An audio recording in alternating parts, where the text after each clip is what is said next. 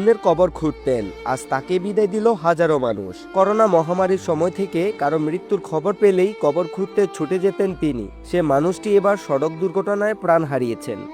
মিরসরাইয়ের মহাদিয়া ইউনিয়নের দারোগাপাড়া গ্রামের বাসিন্দা মোহাম্মদ জহিরুদ্দিন ছিলেন কালাপীরশাহ জামে মসজিদের মুয়াজ্জিন। মানুষের মৃত্যুর খবর পেলেই সব কাজ ফেলে কবর খুঁড়তে এগিয়ে যেতেন তিনি। কিন্তু ভাগ্যের কি পরিহাস, রোববার দুপুরে জোরারগঞ্জের চৌধুরীহাট এলাকায় বেপরোয়া গতির একটি মাছবাহী পিকআপ মোটরসাইকেলকে ধাক্কা দিলে ঘটনাস্থলেই নিহত হন জহিরুদ্দিন ও একই মসজিদের খতিব মোহাম্মদ জয়নুল আবেদিন। পরে পুলিশ আইনি প্রক্রিয়া শেষে মরদেহ পরিবারের কাছে হস্তান্তর করে। রাতে হাজারো মানুষের অশ্রুসিক্ত বিদায়ে দাপন হয় দুই ধর্মীয় ব্যক্তিত্বকে।